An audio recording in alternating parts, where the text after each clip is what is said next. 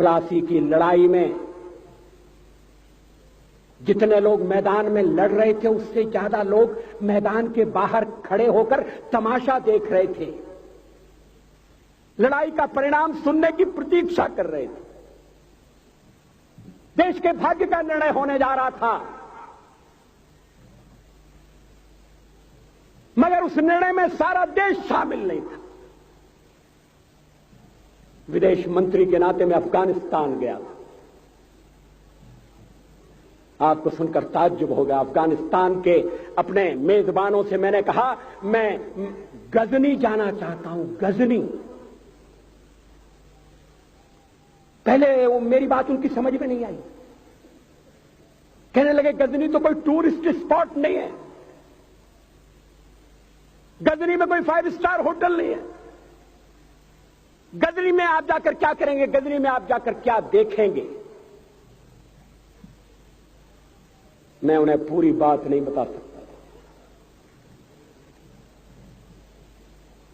मेरे हृदय में कहीं गजनी कांटे की तरह से चुभ रहा है। जब से मैंने गजनी से आए एक लुटेरे की कथा पढ़ी है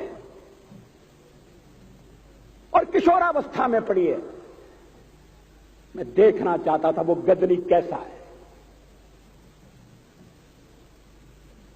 आपको सुनकर ताज्जुब होगा, महमूद गजनी का अफगानिस्तान के इतिहास में कोई स्थान नहीं है।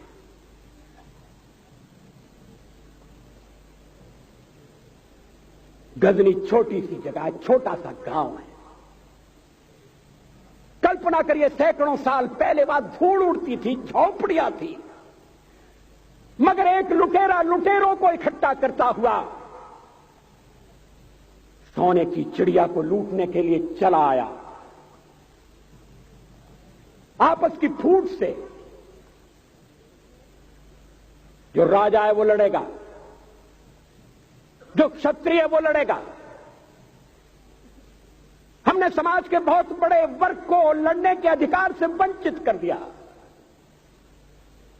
हमने उन्हें हथियार नहीं उठाने दिए। मार्शल नॉन मार्शल के आधार पर हमने समाज को बांट दिया। वो लुटेरा सोमनाथ के मंदिर तक चला गया। पुजारी देखते रहे। मंदिर की पूजा भक्तों को करना पड़ती है। मंदिर तो एक प्रेरणा का केंद्र है। मैं देशपांडे जी की तरह से नास्तिक नहीं हूं, मगर उनकी नास्तिकता में भी जो आस्तिकता है मैं उसका आदर करता हूं, उसका सम्मान करता हूं। वो जिस आत्मविश्वास से नास्तिक होने की बात कहते हैं, तो मैं उनसे कहना चाहता हूं वो सचमुच में नास्तिक नहीं है। जिसकी आस्तिकता है, जिसका विश्वास है, वो नास्तिक कैसे हो सकता है? विश्वास किसमें है ये बड़ी बात नहीं है, विश्वास है या नहीं। हमने समाज के बहुत से बड़े वर्ग को विश्वासहीन बना दिया।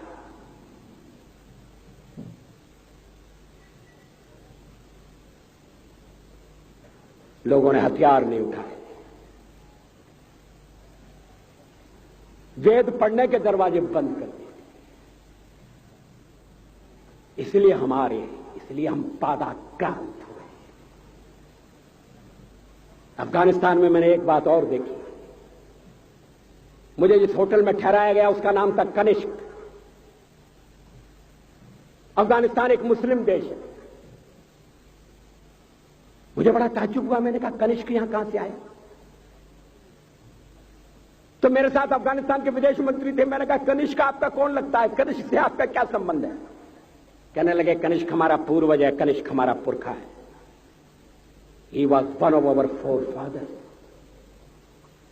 मैंने कहा तब तो हमारे आपके पुरखे एक हैं। अफगानिस्तान के लोगों ने उपासना पद्धति बदली है, संस्कृति नहीं बदली। आज के भारत के परिवेश में यह सुनने के बाद थोड़ा विचित्र लगता है। हमारे यहां तो धर्मांतरण के साथ राष्ट्रांतरण होता है, ऐसा दृश्य दिखाई देता है। पड़ोसी देशों में ऐसा नहीं हुआ। अभी राम जन्मभूमि का मामला चल रहा है। एक विदेशी आए, कहने लगे राम जन्मभूमि का क्या झगड़ा है। हमने कहा इस पर विवाद हो रहा है कि श्री राम कहां पैदा हुए थे, और जहां पैदा हुए थे वो स्थान उनके मंदिर के लिए प्रयुक्त किया जाए या न किया जाए। वो इंडोनेशिया से आए थे, वो मुसलमान है। कहने लगे हम तो समझते थे कि राम के लिए सारे भारत में आदर होगा, सम्मान होगा। हमने कहा ये आपने कैसे समझा। कहने लगे आप तो इंडोनेशिया आ चुके हैं, इंडोनेशिया में बहुत से लोगों ने इस्लाम स्वीकार कर लिया, मगर श्री राम को विस्मृत नहीं किया, श्री राम को भुलाया नहीं। इंडोनेशिया के बाली द्वीप में 1 महीने रामायण की लीला होती है। मैं उस समारोह में जा चुका हूं। उस समय भी विदेश मंत्री मेरे पास बैठे थे। मैंने कहा ये रामायण ये क्या हो रहा है। मैंने कहा एक्सीलेंसी ये मंच पर क्या हो रहा है। कहने लगे एक्सीलेंसी आपको पता होना चाहिए। हमने कहा मुझे तो पता है मगर मैं जानना चाहता हूं। कहने लगे ये रामायण है, ये राम है, ये लक्ष्मण है, ये सीता है। हमने कहा इनसे आपका क्या संबंध है, आप तो मुसलमान हैं।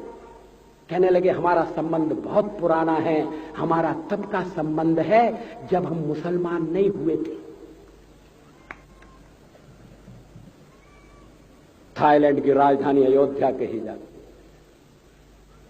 थाईलैंड के राजा को आज भी राम कहा जाता है। सावरकर जी ने हिंदू राष्ट्र की बात की, हिम्मत के साथ। बुनियादी तौर पर भारत हिंदू राष्ट्र है।